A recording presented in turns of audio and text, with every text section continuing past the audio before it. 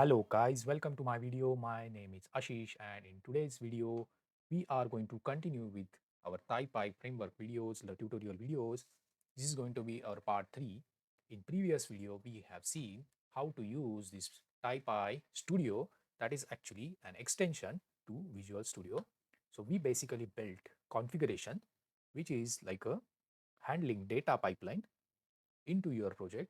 So we created simple scenario in this TOML file, and it was a GUI based studio that we have used to create this configuration, right? So today we are going to continue with this part that is using this Taipy Studio, and what we are going to do is we are just going to see how to create front end using markdown syntax in this VS Code. So let's create new file. I'm going to name it as view.md, that is markdown, and inside that what I'm going to do is I'm going to simply copy these 3 lines of our page, this md file. Okay, so as I have copied, what I'm going to do is I'm going to right click and I'm going to, so there is a shortcut actually, Control Shift V, that you can use hotkeys, or just right click and click on open preview. So it is going to open. Let me close other files, and what I'm going to do is I'm going to use split editor. Here is the icon. Yeah, so let's drag and drop. All right, so what we are going to do is we are going to hit enter, add one line in between these two elements, and as you can see I'm adding this one line. You will see this Taipy, or rather VS Code, uh, it is previewing me this this markdown editor. So basically this is markdown editor, and it is displaying that preview on right hand side. So this is how we actually saw, this is how our HTML or web page looked when we actually executed our program, if you remember.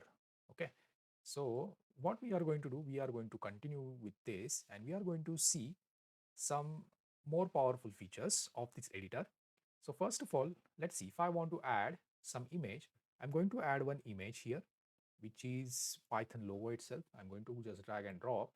Okay, now if I want to use this image in my project, what I need to do is I need to use image. Let me add one line. Image is, so you can see it actually auto completes.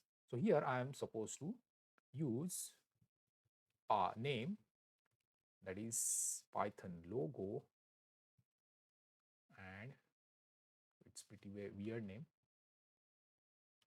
And here I'm going to use image tag, and it should start with pipe. My bad. Yeah. And as soon as I enter this pipe, you can see this image is rendered on right hand side. Okay. Now, if you want to put some dummy data here, as you can see there is input name, submit, and message, you can see. So if I want to put some dummy data over here, what I need to do is you need to create new file, that is typy.mock.json, and inside this file what we are going to do is whatever variables we have, like for example this input name which is appearing here, we are going to provide some value. Let me copy this. So here in key I'm going to add variable name, and here I'm going to display value. So let me put value here as a John Doe. The next, let's say if I have this button text that I want to provide, then same I'm going to provide here as submit, and here the text I want to provide is, let's say, execute, and last is message.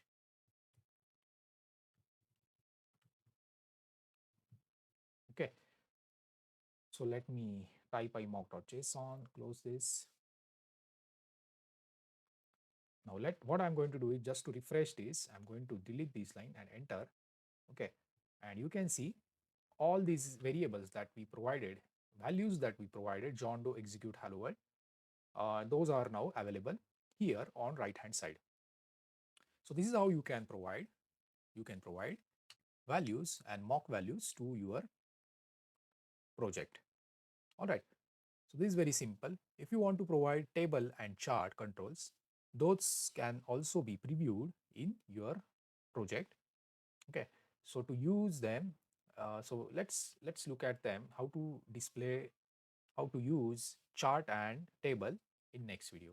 So thanks for watching this very small and informative video. And if you really like this content, then please like, share, subscribe, so that more and more audience would be able to watch my videos. So thanks for watching.